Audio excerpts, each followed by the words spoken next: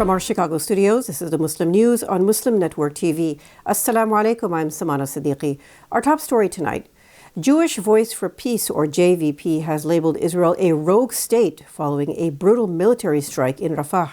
On May 26, Israeli forces bombed tent camps in a humanitarian zone, resulting in burning alive at least 45 Palestinians and wounding hundreds more. The attack has drawn global condemnation with harrowing images of the aftermath. U.S. officials have requested an internal investigation by Israel while maintaining what it has called since October Israel's right to self-defense. JVP is urging the U.S. to impose an arms embargo on Israel. It is also calling for an end to what it describes as systematic abuses and genocide. The Jewish organization has also criticized the Biden administration for its response to the killings. Israeli government officials claim they were targeting Hamas officials and described the attack as collateral damage. JVP has rejected Israel's justification for its attack and says it is part of a broader pattern of violence in Gaza. Israel has killed 53 Palestinians and injured 357 others in Gaza over the past 24 hours. Israeli tanks are continuing to advance into Rafah city center. Journalist Mu'tasim Dalul lost another son to an airstrike in Al Zaytun. Earlier in May, Israeli forces killed another one of his children. 2 paramedics were also killed by Israeli bombs in Tal al-Sultan, west of Rafah. The Israeli military says it has seized control of the entire length of Gaza's border with Egypt, which is known as the Philadelphia Corridor. At least 36,224 Palestinians have been killed and 81,777 wounded in Israel's war on Gaza since October 7th. Israel stands accused of genocide at the International Court of Justice. In its latest ruling, the World Court ordered Tel Aviv to immediately halt its operation in Rafah, where more than 1 million Palestinians have sought refuge from Israel's war on Gaza. The Israeli Knesset has passed a preliminary reading of a bill aimed at revoking the immunities and privileges of the UN Agency for Palestinian Refugees, or UNRWA. The move was supported by a 58-6 vote. Observers say it is part of Israel's campaign to dismantle UNRWA.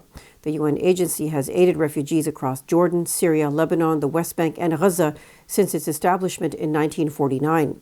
Israel's bill alleges UNRWA's involvement in the Hamas attack on October 7th and claims its education system fosters terrorism. UNRWA has denied the allegations. An independent review by French Foreign Minister Catherine Colonna in April found Israel has not provided evidence to support its accusation. Israel's push to defund UNRWA has caused financial strain. More than a dozen international donors, including the U.S., suspended about $450 million in funding to the agency. At least half of the 16 countries that suspended UNRWA funding have since reinstated their support, including Australia, Canada, Finland, Germany, Italy, Japan, and Sweden. Israel has received a staggering $297 billion in U.S. aid from 1946 to 2023, according to a detailed report from USAID and the Congressional Research Service. The substantial sum, comprising both economic and military assistance, dwarfs the aid given to other countries. Conversely, CRS data shows that the U.S. has provided more than $11 billion to Palestine since 1950.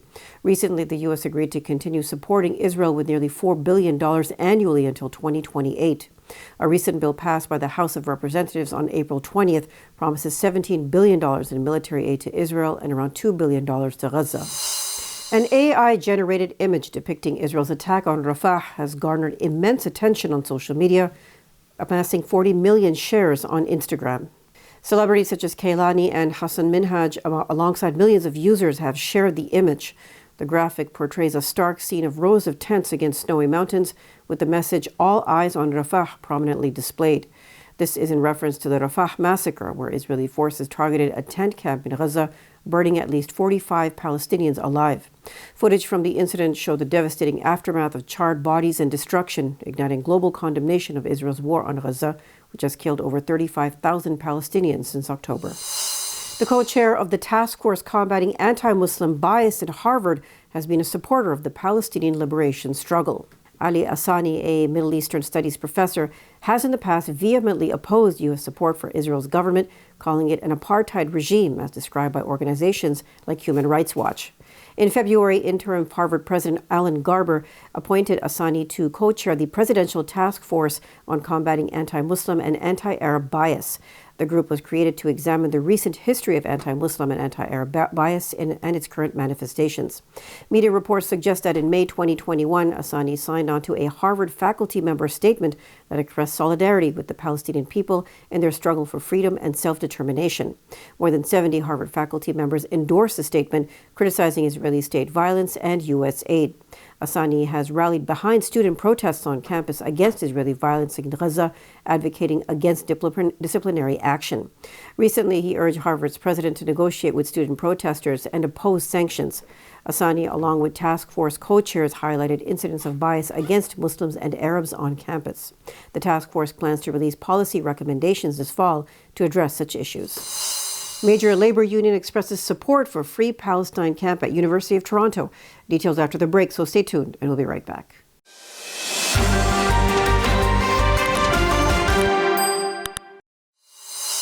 Welcome back.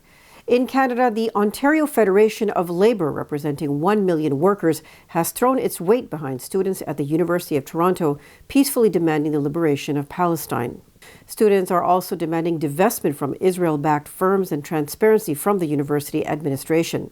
Federation President Laura Walton told University President Merrick Gertler that any attempt to remove protesters would face resistance from the union. The union also aims to intervene in court proceedings in support of students' peaceful sit-in. U.S. District Judge Paul Barbadoro has overturned New Hampshire's controversial classroom censorship law. Barbadoro's ruling emphasized the legislation's failure to provide clear guidance to educators, leaving room for arbitrary enforcement. It cited its unconstitutional vagueness and viewpoint-based restrictions on speech. The law, dubbed the Banned Concepts Law, faced significant backlash from educators and free speech advocates. Barbadoro's decision is being hailed as a victory for academic freedom and inclusive education. President of the American Federation of Teachers, New Hampshire, Deb Howes, praised the ruling.